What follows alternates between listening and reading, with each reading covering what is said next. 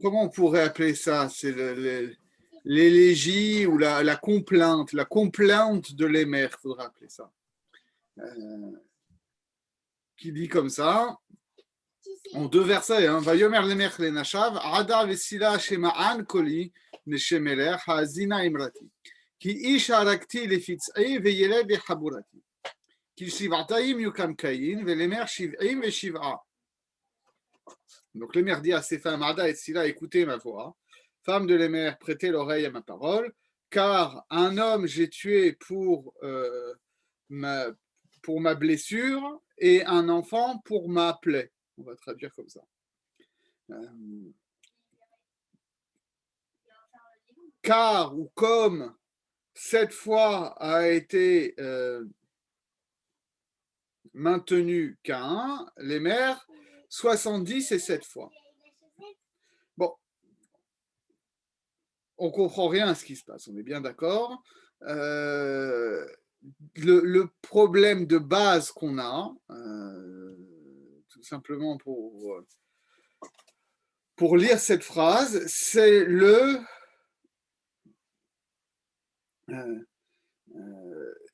c'est tout simplement, est-ce que ce qui isharakti les fitsi veyel les chabolati, est-ce que c'est une affirmation ou est-ce que c'est une exclamation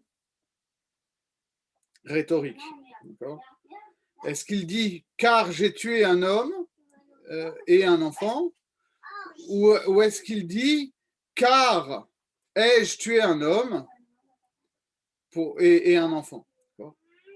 Et vous allez voir qu'en fait, il y a deux grilles de lecture qui déterminent vraiment des options très différentes et ça repose sur ce point-là. Et il dit comme ça. Ah oui, je note avant de rentrer là-dedans, que vous vous rappelez, la dernière fois, on avait parlé de cette histoire, que cette histoire de Adam et Tsila, ça nous parlait de la coutume de l'époque que les hommes prenaient deux femmes, une pour faire des enfants et qui était négligée, et une pour le plaisir. Et que que Tsila, c'était celle qui était pour le plaisir. Et donc, normalement, elle était censée prendre des contraceptifs. Or, la chose merveilleuse, et c'est là toute la ruse du texte, c'est que finalement, elle aussi, elle a eu des enfants. C'est-à-dire que ce projet-là de stérilité forcée de Tsila a été déjoué et qu'elle a donné naissance non seulement à Tuval Caïn, mais aussi à Naama, qui, selon la lecture qu'on a pu proposer, est la femme de Noach. Donc finalement, c'est en déjouant ce mécanisme-là que l'humanité a eu sa postérité. Voilà, je voulais juste finir là-dessus. Maintenant, on passe sur cette histoire-là. Pourquoi est-ce que les mères adressent une complainte à ces femmes? Parce que c'est vrai, c'est-à-dire,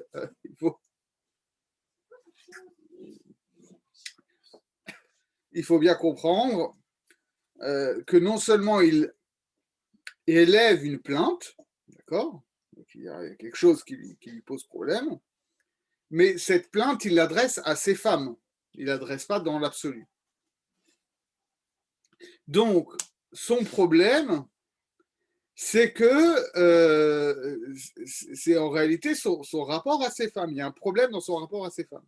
C'est ça qui va donner le prétexte au Midrash rapporté par Rashi pour nous dire qu'est-ce qui se passe. Sheayu porshot mimenu mitashmish. Parce que elle refusait de coucher avec lui. Tout simplement. C'est aussi simple que ça. Et c'est dans la suite de ce qu'on a vu que finalement tout ça c'est un problème de chambre à coucher. Et que donc elle ne voulait plus partager sa couche. Alors pourquoi? Là il y a deux raisons. La première raison sur laquelle Rashi donne en priorité, c'est les fiches Araget Caïn v'et Tuval Caïn Beno. Parce que il a tué Caïn et son propre fils, Tuval Caïn. Caïn, c'est le Ish du verset, et Tuval Caïn, c'est le Yeled du verset.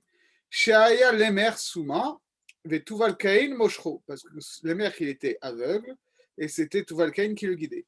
Vera et Caïn, venid malo kehaya. Et il a vu Caïn, et il a cru que c'était une bête sauvage. Ve'amar le'aviv limshoch bakeshet ve'harago. Et il a dit à son père de lui tirer dessus avec son arc et il l'a tué. Et quand il s'est rendu compte que c'était son ancêtre Caïn, hika kaf el kaf. Et safak et beno benhem ve'harago. Il a frappé dans les mains comme ça et son fils était au milieu et il l'a tué. Et donc c'est pour ça que ces femmes s'étaient séparées de lui. Et lui, il essaye de se les réconcilier.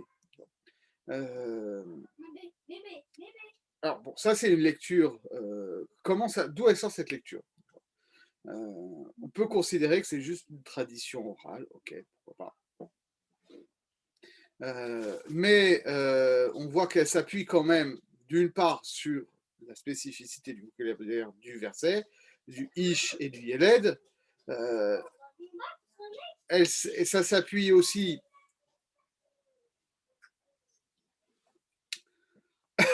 sur la structure générale de tout le récit, puisque finalement on retrouve ici, à la fin, les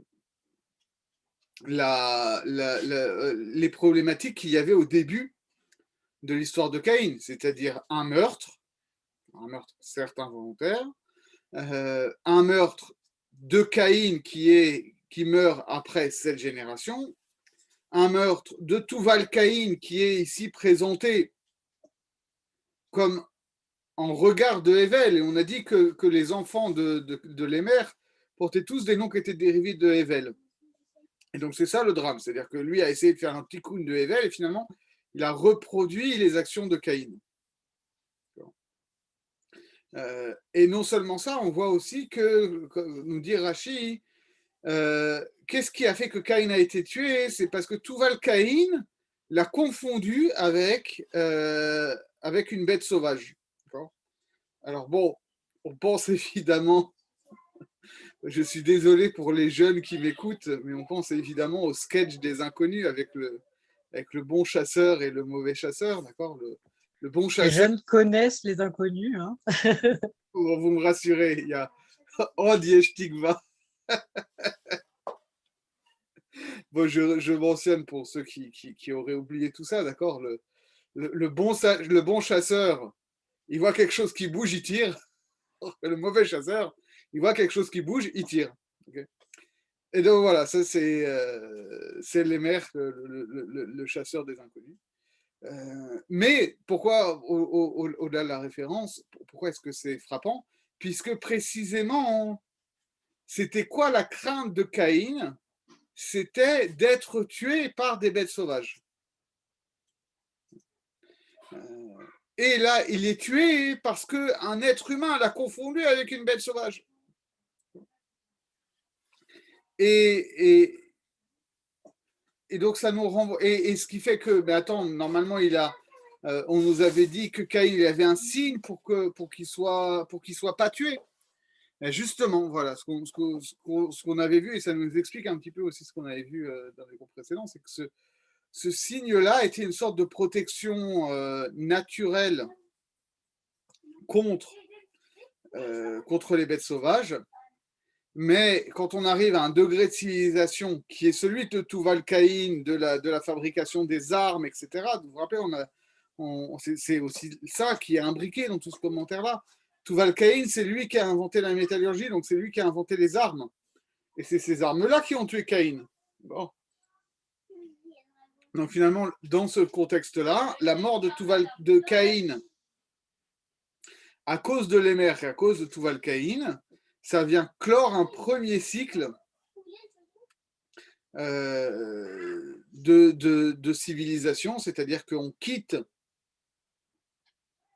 un certain état où la problématique première de la survie humaine, c'était les bêtes sauvages, et que là, on entre véritablement dans le problème de la civilisation et de la capacité destructrice de l'homme armé qui n'a rien à voir avec la sauvagerie naturelle qui était encore celle de Caïn, en fait.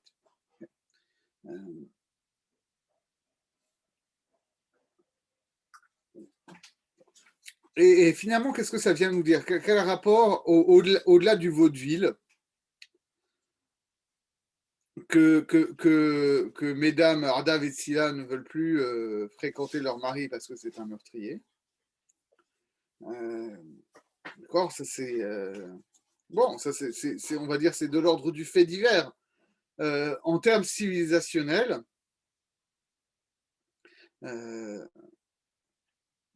ça vient dire, ça vient nous enseigner quelque chose aussi, c'est-à-dire qu'effectivement,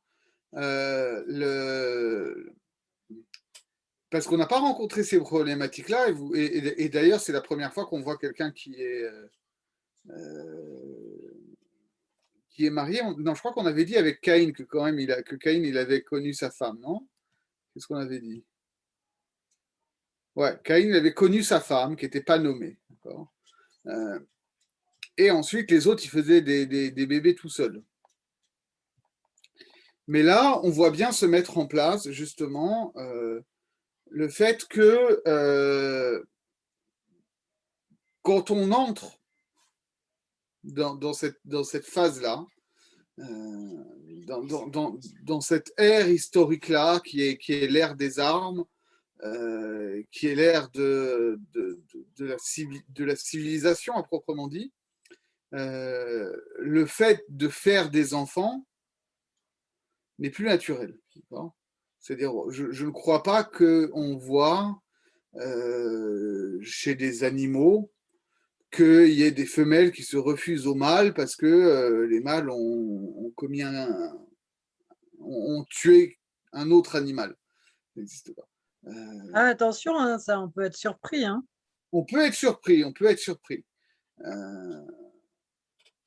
Il faudrait voir. Mais en tout cas, ce que ça vient nous montrer, c'est que ici, le rapport entre hommes et femmes n'est pas un rapport naturel au sens quelque chose qui serait un donné antérieur à tout fait de civilisation et imperméable à l'ordre civilisationnel. Que finalement, voilà, et c'est ça qui va en quelque sorte mettre fin à la lignée caïnite, plus que le meurtre de Caïn, c'est que l'ordre moral lié à des conventions sociales qu'on ne tue pas, d'accord, et que même quelqu'un, et non seulement l'interdit du meurtre, mais le tabou du meurtre, va déterminer la vie familiale. Et paradoxalement, alors après, il va falloir voir la chronologie des versets. Paradoxalement, ces femmes de Lémer refusent d'avoir des rapports avec lui.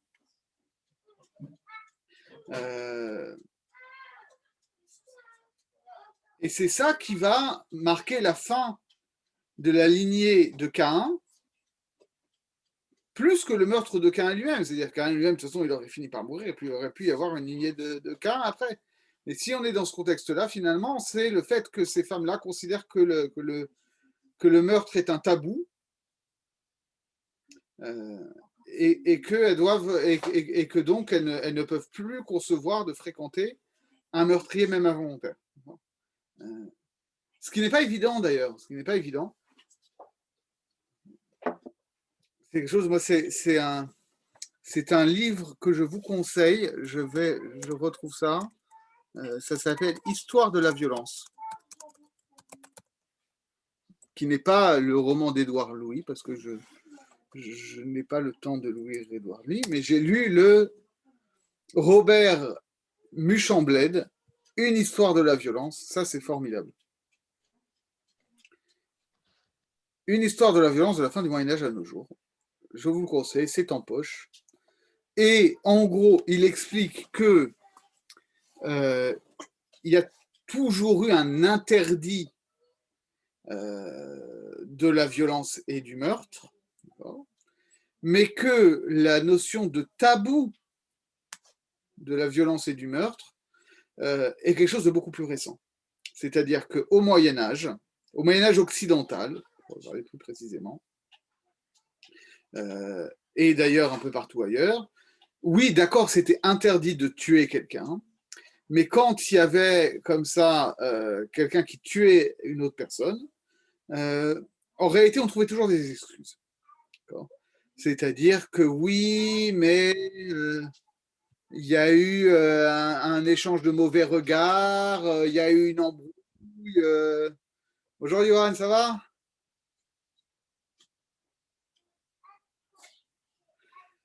Il y a eu une embrouille, etc. Ils avaient trop bu. Bref, dans la société pré-moderne, on trouvait des excuses aux meurtriers et pour faire en sorte qu'il ne soit pas exclu de la société. Alors éventuellement, il allait dans un autre endroit, etc. Mais un homme qui tue un autre homme n'était pas ostracisé. Et au contraire, la société essayait de trouver des justifications pour ça. Et c'est progressivement, à partir de la fin du Moyen-Âge, au début de l'époque moderne, qu'en Occident en particulier, il y a un vrai tabou du meurtre et de la violence en général qui s'est mis en place, avec le fait que la violence meurtrière a été réservée à l'aristocratie, ritualisée sous la forme des duels et des joutes, etc., et que quelqu'un qui tuait quelqu'un d'autre, c'était un monstre. Nous, on a grandi avec ça, d'accord. On est les produits de ça, mais il faut bien comprendre que c'est pas universel. Que par exemple, vous regardez au Moyen-Orient, oui, le meurtre est complètement interdit, mais en même temps, les crimes d'honneur sont pas du tout un problème, d'accord. C'est-à-dire que quelqu'un qui va tuer sa fille parce qu'elle a eu une relation hors mariage, il reste complètement intégré à la société. C'est ceux qui vont dénoncer le meurtre, au contraire, qui vont être ostracisés. Vous avez ça en Europe de l'Est aussi, c'est comme ça. C'est-à-dire que quelqu'un qui en Russie va tuer quelqu'un d'autre parce que tout le monde a bu trop de vodka, bon, bah voilà, c'est un accident, mais ça pose pas plus de problèmes que ça en termes moraux. Je ne parle pas en termes juridiques, en termes moraux. Et on le voit, et ce que explique Mouchamblet dans son livre, c'est qu'aujourd'hui en Occident, on observe un reflux de ce tabou. Que finalement, dans certains milieux, oui, il est légitime de tuer pour un mauvais regard, et que les gens qui font ça dans leur milieu ne sont pas ostracisés. Donc, ce qu'on nous dit ici, ça nous paraît une évidence, mais ce n'est pas une évidence. C'est ça que je veux dire. Je ne suis pas là pour porter un jugement moral sur telle ou telle société. C'est pour dire que ce que font ici les femmes de Lémer, d'ostraciser leur mari parce qu'il a tué involontairement, ce n'est pas quelque chose qui relève de l'évidence naturelle. Et donc, on peut comprendre la complainte de Lémer et qu'on a l'opposition entre deux morales, entre une morale féminine qui dit non, mais nous, on ne peut pas concevoir de faire des enfants avec un meurtrier, alors qu'ils sont tous descendants d'un meurtrier dans cette histoire, parce que c'est tous des descendants de Caïn. Et les mères qui est sur une posture défensive de dire mais je n'ai pas tué volontairement, et donc il n'y a pas de raison que je sois ostracisé moralement. Et donc, il leur dit Shemaan Bekoli, les Shamali, les Tashmish. D'accord? Et donc, écoutez-moi, écoutez ma plaidoirie pour qu'on reprenne des relations conjugales. Vechi ish asher arakti lefitzi ou neerag. Vechi ani petsa ativ mezid sheyihe apetsa kaoula eshemi. D'accord? Est-ce que l'homme que j'ai tué, il a été tué par mon défaut? C'est ça qu'il faut comprendre. Ici, c'est pas la blessure physique, c'est le défaut moral qu'il aurait fait. Est-ce que je l'ai tué par mon défaut? Autrement dit, est-ce que c'est moi qui ai volontairement euh, porté une plaie pour que la plaie soit appelée de mon nom? Veillez la Dasharakti, et l'enfant que j'ai tué, les Haboratin et Rag, est-ce que l'enfant que j'ai tué, c'est pour ma blessure? Que le mal a lié des Haborati, est-ce que c'est ma blessure qu'il a fait? Bitmiyar, c'est-à-dire, d'accord, il faut le lire sur un mode interrogatif. Allo shoge gani velo mezid. Lo zeu pitzi, velo zeu Haborati. Donc, moi, c'était un accident, je ne l'ai pas fait exprès. Et donc, on ne peut pas dire que c'est que c'est ma blessure, que c'est la blessure que j'ai causée, que c'est la plaie que j'ai causée. Alors, Petsa, il nous traduit. Petsa, c'est Makat Herev, d'accord? C'est une blessure, un coup qui est porté par une lame, Ochetz ou par une flèche. Alors là, Makadora Belaaz, c'est censé être un mot français que je n'ai pas réussi à deviner. Mais en réalité, le Moshe Katan, ça c'est un livre très important. Il y a un livre qui s'appelle Otsar Loazé Rashi, d'un certain Moshe Katan, qui est le dictionnaire de tous les mots d'ancien français dans Rashi. C'est épuisé, mais vous le trouvez très facilement sur Hebrew Books. Et voilà ce que lui dit. En réalité, il faut dire navredure, d'accord, du verbe navrer, blesser, etc. Et il dit ce qu'il y a dans dans les éditions imprimées Macadora, c'est sûr que c'est une erreur de copiste, d'accord. Et en fait, on l'a assez souvent puisque les copistes d'après le XIVe siècle qui ne parlaient plus français ne connaissaient pas les mots et donc les lettres ont été déformées, etc. Et donc il continue Kishivataim yukam Kain, Kain sharag mesid nitralo atshiva dorot. Ani sharag tishogeg lo kol sheken sheyitale li shevi'ayot arbe. Si Caïn qui a tué de manière volontaire, alors on a suspendu son jugement pendant 7 générations. Alors moi qui ai tué involontairement, hein, on peut faire un raisonnement a fortiori que mon jugement sera suspendu pendant euh, plusieurs septénaires. D'accord,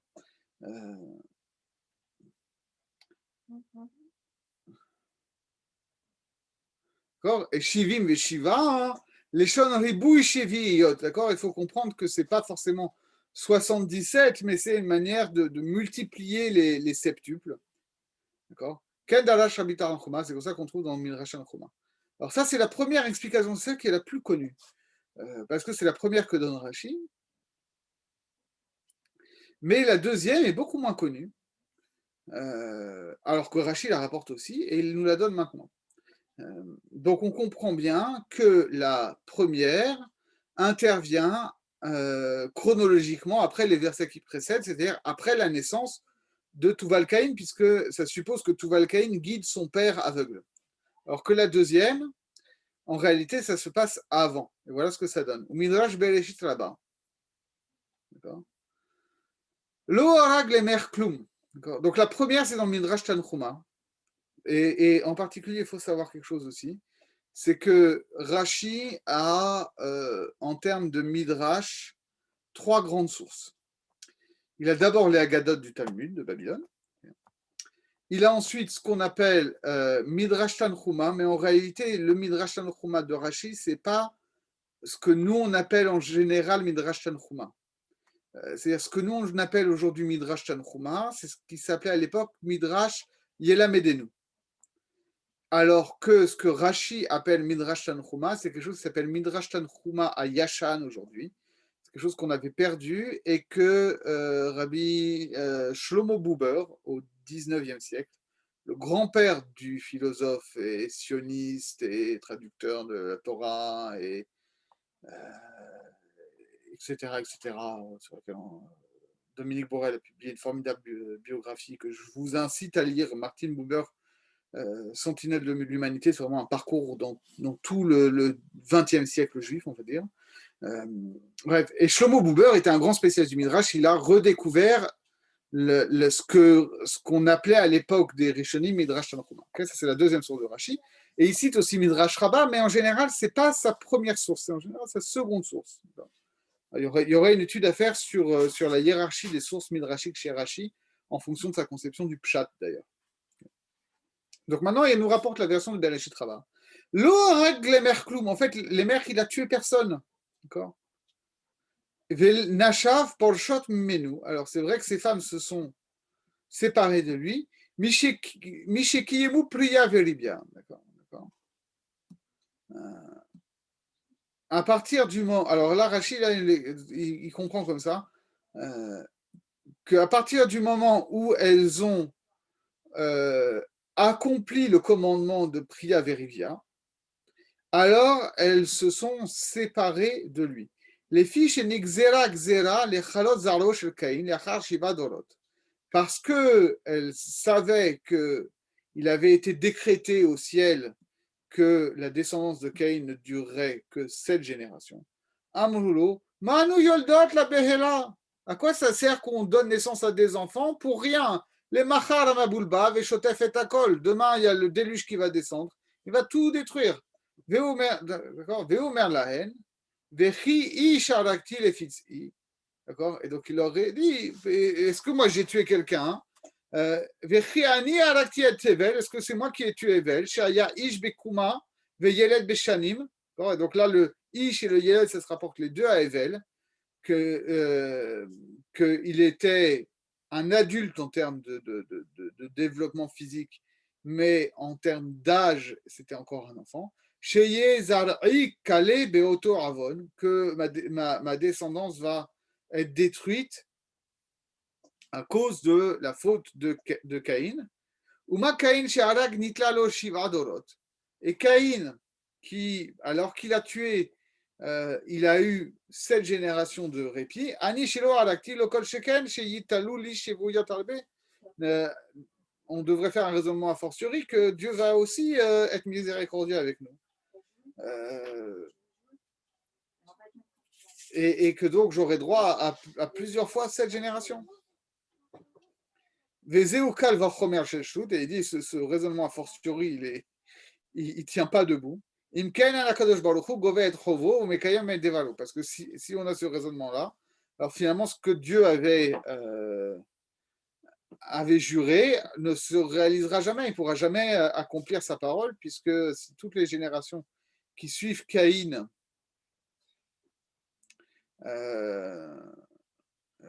sont vertueuses, alors ça ne tiendra pas.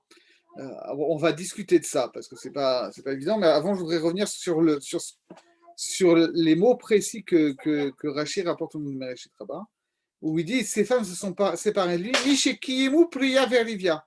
À partir du moment où elles avaient accompli le commandement de croître et de multiplier.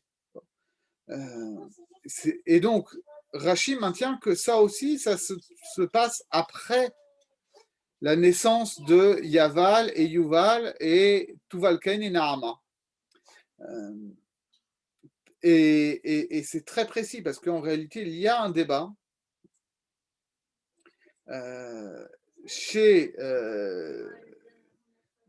entre Beth Hillel et Beth Shammai de savoir dans quel cas, à partir de quand est-ce qu'on a accompli le commandement de croître et de multiplier. Alors, j'ai oublié exactement comment ça fonctionne, mais il y en a un. Hop là. Hillel Shammai. On va retrouver ça.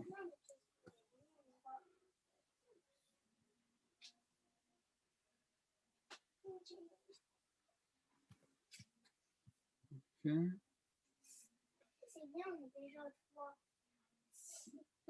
Comment ça va fonctionner? Je vais fermer ça.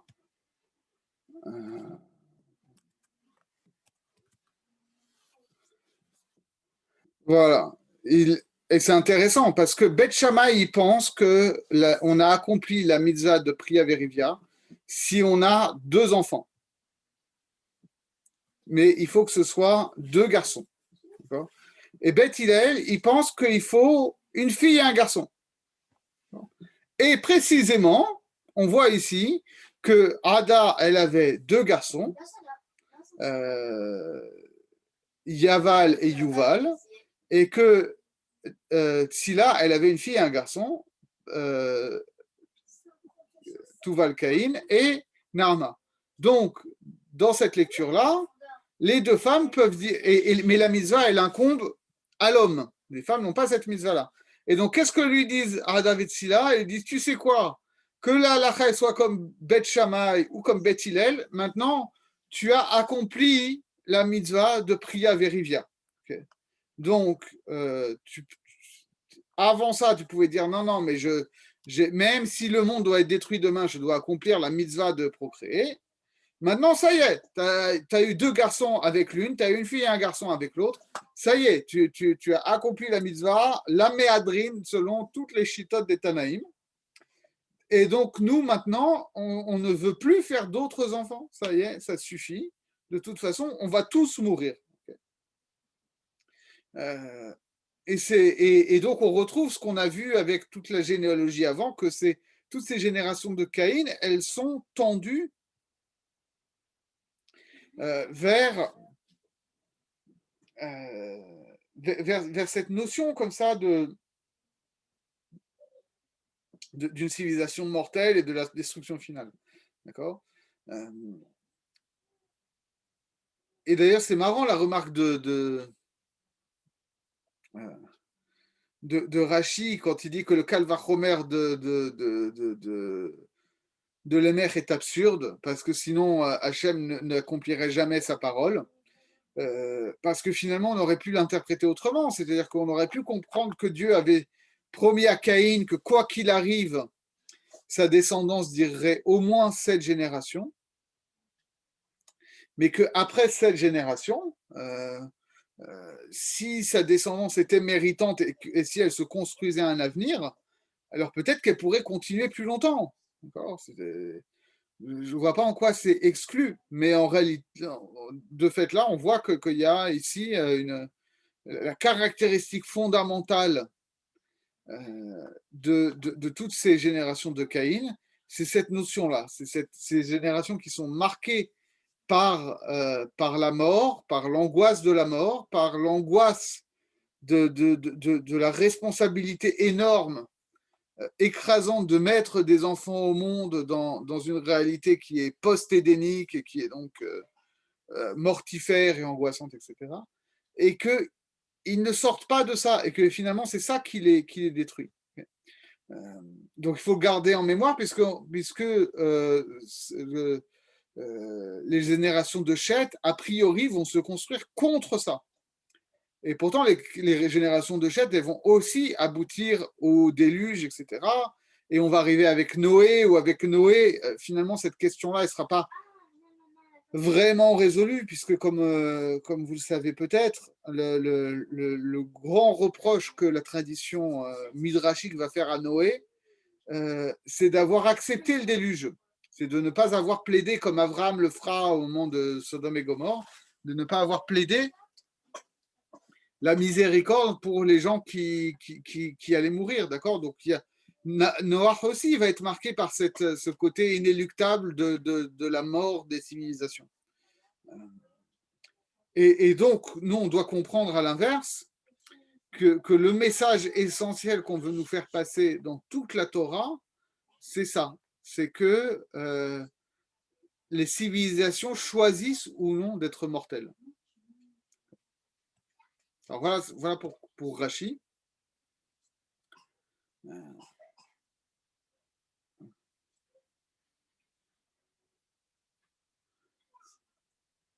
Alors maintenant, Ibn Ezra, il nous dit Veda qui va yomer lemer meochal biparacha. Donc, Ibn Ezra, il a une autre option. Il dit, tout ce passage avec les mères, il est post-posé, c'est-à-dire que chronologiquement, ça intervient avant. Et quoi, les Kartik et Moham Shnaim, donc il dit, et on a vu au moins 2 autres fois que ça existe dans le texte biblique, qu'on ne raconte pas les choses forcément dans l'ordre chronologique. Et bon,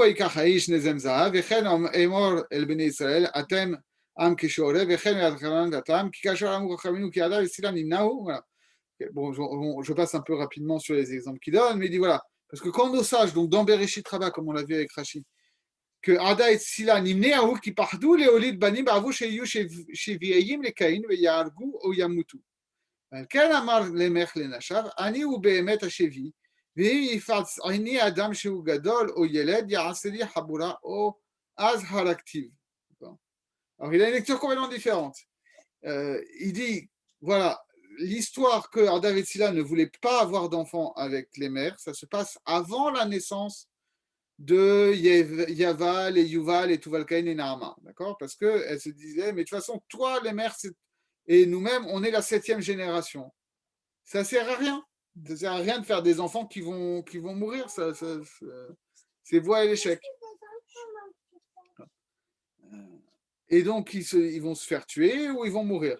Et c'est pour ça que lui, il a dit à sa femme, c'est vrai que moi, je suis le 7e. Et donc,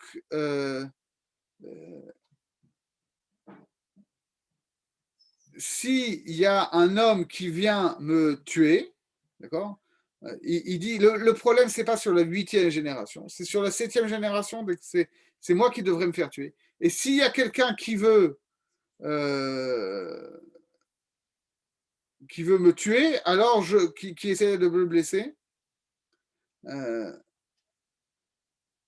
alors je le tuerai. Ou milat harakti temurat erog. D'accord? Kamohu natati kesafasede. Donc, lui, il a une lecture complètement différente, qui est spéciale quand même. Il lit comme ça.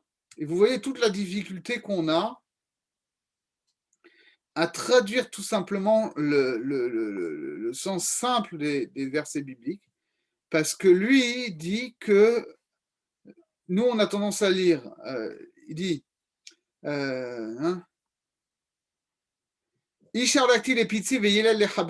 on lit, j'ai tué un homme pour ma blessure et un enfant pour ma plaie. Okay. Mais nous dit Ibn Ezra, Arakti, c'est vrai que c'est à l'accompli, mais en réalité, il faut le lire comme un futur. Ça, c'est un autre point très important qu'il faut garder en tête. En termes de grammaire de base, c'est que les deux formes qu'on a en hébreu, ici, qu'on aurait Arakti ou Eherog, à la base, ce n'est pas des passés et des futurs. À la base, c'est des accomplis et des inaccomplis. Accompli, ça veut dire que l'action est considérée comme déjà accomplie.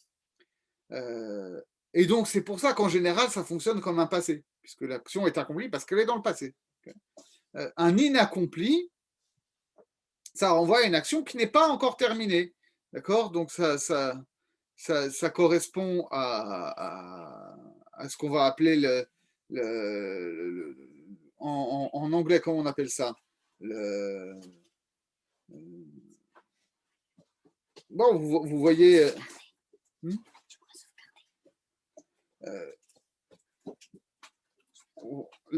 Bon, ça peut correspondre à un futur, parce que l'action, elle n'est pas finie, mais ça peut correspondre aussi à un présent, parce que c'est quelque chose où l'action est en train de se faire. Ça peut aussi correspondre à un imparfait, parce que c'est une action qui s'étale dans le temps, qui a commencé dans le passé, et qui peut se prolonger éventuellement dans le présent. Et donc, nous dit Ibn Ezra ici, le harakti, il ne faut pas le lire comme un passé. En réalité, il faut le lire comme un futur. D'accord? S'il y a un homme qui cherche à me blesser ou un enfant qui cherche à me faire une plaie, je le tuerai. Mais comme il le dit sur un mode ultra affirmatif, d'accord, je jure que je le tuerai, Alors, c'est pour ça qu'il utilise la forme accomplie pour dire c'est comme si c'était fait, en quelque sorte. Et c'est ce qu'on retrouve quand Abraham veut acheter la grotte de Marpella, Maharat Marpella, pour enterrer Sarah. Il dit, comme ça, où est-ce que j'en étais? Hop, hop, hop, hop, hop. Il dit Natati Kesef Assadeh. J'ai donné l'argent du champ. Mais en réalité, quand vous regardez le texte, il n'a pas encore donné l'argent du champ. Alors, il est en train de négocier pour l'acheter et les autres ne veulent pas prendre l'argent. Donc, quand Abraham dit Natati, c'est dire l'argent, il est comme déjà donné. Okay, et il dit il y a d'autres exemples, etc. Donc, ça, c'est un principe très important à avoir en tête et c'est toute la difficulté qu'on a à traduire la Torah, c'est que les formes verbales ne correspondent pas forcément à des temps et des choses qu'on voudrait lire comme des passés peuvent tout à fait être des futurs. Voilà, ça c'est tout ce que nous dit Ibn Ezra. Et maintenant on passe à Ramban qui va reprendre, comme à son habitude, pas mal de choses.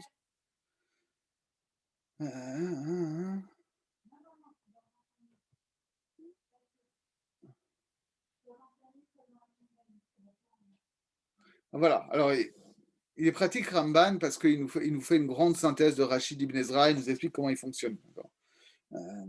Donc, Samchu Amefalshim, donc les commentateurs, c'est-à-dire chez lui Rachid Ibn Ezra, Be'anyan akatu vaze al da'at onkelosh, shepiesh lachen kol oreg kain shivataim yukan, ki le shiva dorot yukam mimenu, velo ata, ki Hashem yelech hapo mimenu. Donc, en réalité, Rachid et Ibn Ezra, ce qu'ils ont de commun, c'est que le contexte, c'est cette histoire que Dieu a promis à Caïn qu'il subsisterait pendant 7 générations. Et ça, c'est une idée qui est très ancienne, on la trouve déjà dans le Targum Onkelos, d'accord, où on dit qu'il subsistera pendant 7 générations. Et donc, il ne sera pas tué maintenant, parce que Dieu a été miséricordieux avec lui. Venen shel lemer, pardou leolid banim ba'avul sheyiyu shivuayim le Caïn. Et donc, les femmes de Lémer avaient peur de donner des enfants à Lémer parce que se disait que si Caïn c'était le numéro 0, alors les enfants de Lémer étaient le 6e et les enfants de Lémer seraient la 7e génération. והוא ניחם את נשיו שהשם יאריך לו עוד 77 כי יתפלל לפניו כי הוא ילך אפיים וילחם עליו או שהיה קל וחומר לשוב כפי המדרש שהזכיר רש"י, d'accord? Et lui, il a essayé de consoler ses femmes en disant que Dieu serait miséricordieux avec lui jusqu'à 77 générations, soit parce qu'il prierait pour sa miséricorde, soit parce que sans avoir besoin de prier, il se baserait sur sa propre vertu par le raisonnement a fortiori dont le Midrash suivi par Rachid dit que ça ne fonctionne pas. ואם כן יאמר לכן כל הורג קין לשבעתיים יוקל ממנו ולא בימיו, וזהו תרגומו של אונקלוס. כל דיקטל קין לשבעה דרים יתפרע מנה. Et donc, le kol horeg Caïn, etc., c'est donc à la 7e génération et pas à l'époque de Caïn, et c'est comme on l'a vu, c'est Taom Kenos qui traduit comme ça. Kol de Yaktel Caïn, quiconque tuera Caïn, les Shiva Darin par la minée. Au bout de cette génération, ce sera, il sera vengé. Alors oui, c'est encore plus que ça, c'est-à-dire que celui qui tuera Caïn, alors là on mélange un peu les deux, celui qui tuera Caïn sera vengé au bout de cette génération. D'accord.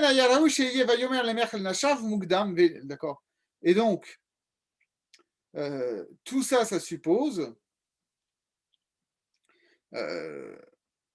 sauf, voilà, il n'a pas été médagdek dans Rashi, comme on l'a dit, parce que Rashi, on l'a vu, il a dit que ça se passe après la naissance des 4 enfants. D'accord, mais d'après Ibn Ezra, ça se passe avant la naissance des enfants qui sont énoncés dans le verset précédent.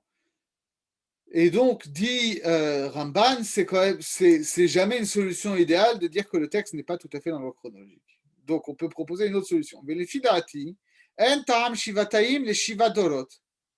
D'accord. Le shivataim ne signifie pas cette génération. C'est intéressant, c'est-à-dire, ça c'est aussi une conception assez particulière de Ramban, qu'il partage avec d'autres Pashtanim, avec Ibn Ezra. Il ne se sent pas tenu par les interprétations du Midrash ou du Targum. Il y a d'autres lectures possibles. Et basé sur la grammaire. Il dit Shivataim, ça ne peut pas vouloir dire cette génération.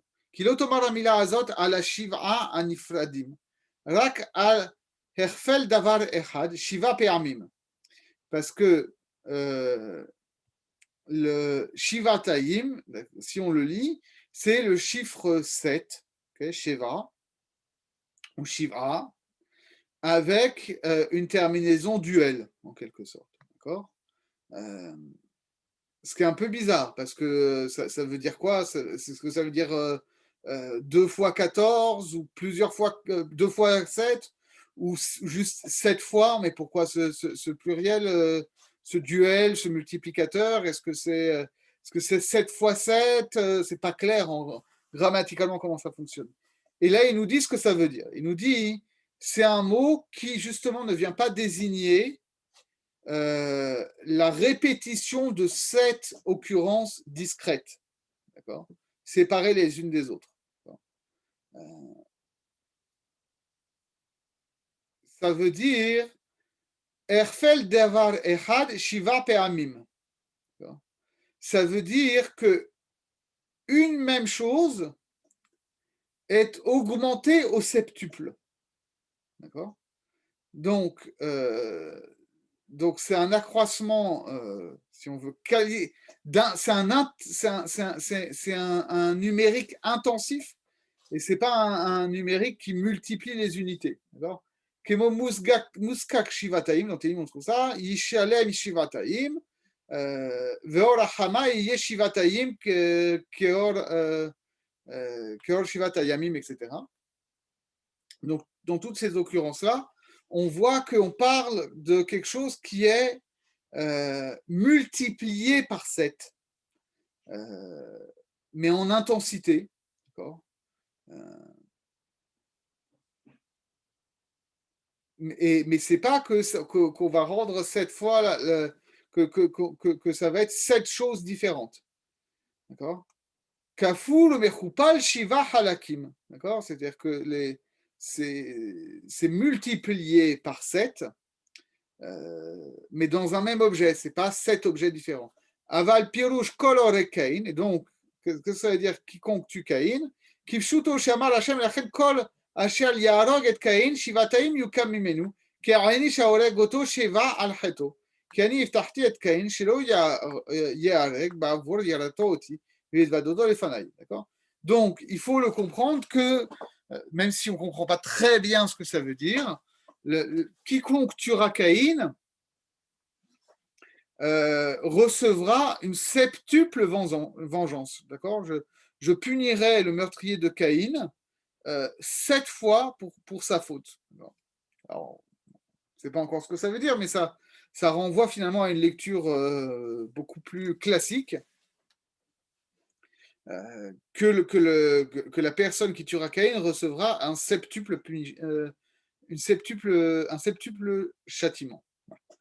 Parce que j'ai promis à Caïn qu'il ne serait pas tué, parce qu'il m'a craint et qu'il s'est confessé devant moi.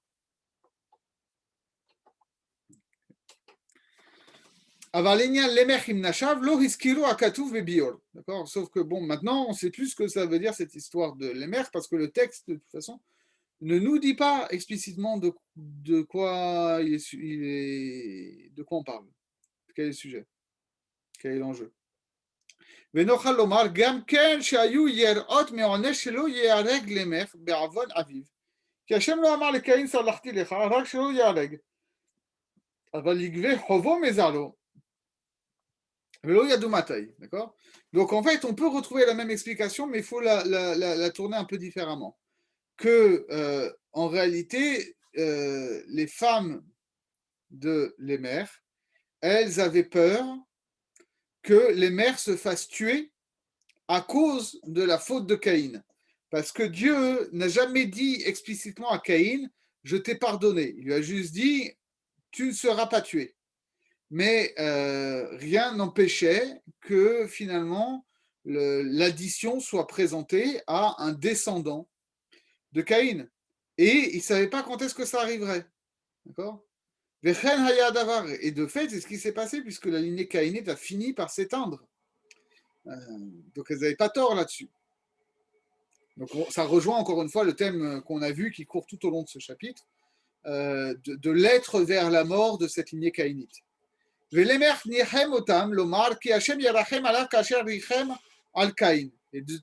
a essayé de les consoler en leur disant que Dieu serait miséricordieux envers lui, comme il était miséricordieux avec Caïn, parce qu'il est plus innocent que lui.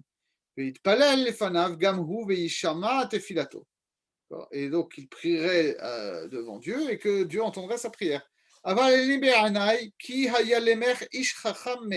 là, extraordinaire parce qu'on a toujours une vision très négative euh, qui est induite par le midrash que rapporte Rashi, d'accord, qui a apporté des connotations négatives à toutes les inventions des enfants de Lémer. Mais Ramban, il a une lecture complètement différente. Il dit, à mes yeux, Lémer, c'était quelqu'un d'extrêmement savant, intelligent, sage, Bechol Malechet Machashevet, dans tous les arts.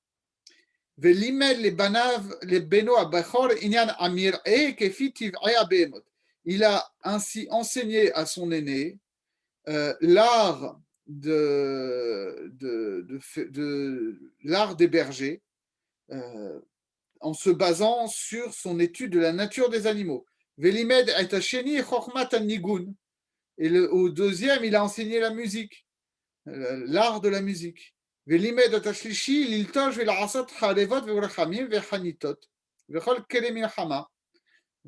Et à son troisième fils, il a enseigné la métallurgie pour fabriquer des lames et des lances et tous les types d'armes.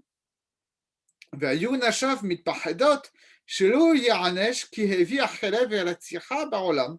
là, je vous préviens, on arrive dans un commentaire NRA, okay, National Rifle Association. Ces femmes, elles avaient peur qu'il soit puni parce qu'il a apporté le glaive et le meurtre dans le monde. Et donc elles se sont dit, ben voilà, c'est ce type-là, il fabrique des armes, il apprend à ses enfants à fabriquer des armes, et donc c'est un meurtrier comme son ancêtre. C'est le fils du premier assassin. Et donc il a créé des objets, des armes de destruction massive, on va dire. Et lui, il a répondu, moi j'ai tué personne, j'ai blessé personne. J'ai tué aucun enfant en les blessant. Comme l'a fait Caïn. Donc Dieu ne va pas me punir. Et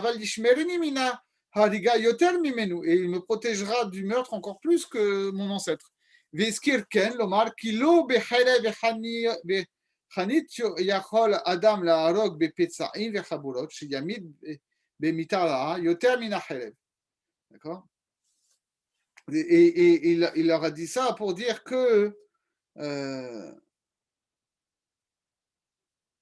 euh, que l'homme n'a pas besoin d'une lame pour tuer et qu'en donnant des coups à main nue, il peut tuer d'une mort plus ignominieuse que par le glaive.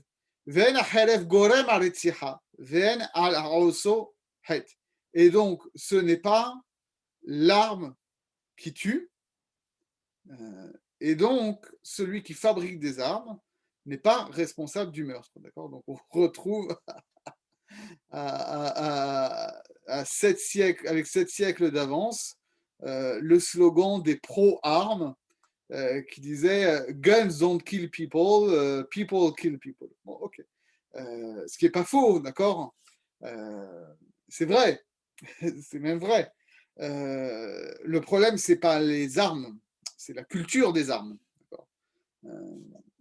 Et en réalité, voilà, c'est ce que ne voit pas le débat plus profond qu'il peut y avoir entre les mères et ces femmes. C'est pas simplement le fait de fabriquer des armes, c'est le fait d'inciter ses enfants à fabriquer des armes, j'ai envie de dire. Et là-dessus, l'émer ne se défend pas. D'accord. Il n'y a pas d'argument face à ça. Et on peut comprendre que les femmes de l'émer, en tant que mères, c'est ça qui les affole. C'est que leur mari apprend le maniement des armes à ses enfants. À partir du moment où ça ne devient pas juste une nécessité pour la chasse ou même pour se défendre, mais que ça devient quelque chose qu'on transmet comme culture à ses enfants au même titre que le métier de berger, c'est-à-dire la subsistance, au même titre que la musique, c'est-à-dire les arts, si les armes et la guerre, ça devient le troisième pilier de la civilisation avec le travail et la culture, alors pour les femmes de l'émer, on a un gros problème. Donc voilà, et c'est ainsi que se conclut le cycle de la descendance de Caïn. Et la prochaine fois, on pourra passer à l'histoire de Chet. Alors j'ai calculé, j'enlève ça, hop là, comme ça je vous revois. J'ai calculé que, en gros, sur l'histoire de Chet, on a à peu près 5-6 cours. D'accord. Parce que, en gros, on va avoir la reprise de la création de Adam et Chava au début du récit de Chet. Ensuite, on va avoir l'histoire de Enoch et le début de la Avodah Zarah. Ensuite, on va avoir les générations de Chet avec essentiellement Hanor et le légendaire de Hanor, qui n'est pas dans les commentateurs, il faudra qu'on aille chercher ailleurs. Et ensuite, on aura la naissance de Noé et les histoires des Bnei Elohim et Benot Adam et des géants et des Néphilim. Okay, donc ça fait 5-6 cours en gros. Donc, on a de quoi aller. Je ne sais pas, on va voir si on fait cours en juillet. Je pense qu'on en fera quand même. Je ne serai pas là la première semaine de juillet, mais on pourra faire au moins un cours en juillet. Et donc, je pense qu'en fait, on va finir, on va continuer, on va continuer et clôturer tout Parashat Bereshit début septembre, juste avant Rosh Hashanah. Il nous restera encore 3 cours avant Rosh Hashanah à peu près. En tout cas en septembre, je ne sais plus quand est-ce que ça tombe, je crois que ça tombe tôt Rosh Hashanah cette année. Mais en gros, on aura 3 cours en septembre, voire fin août. Et comme ça, on commencera quelque chose de nouveau après les fêtes. Oui.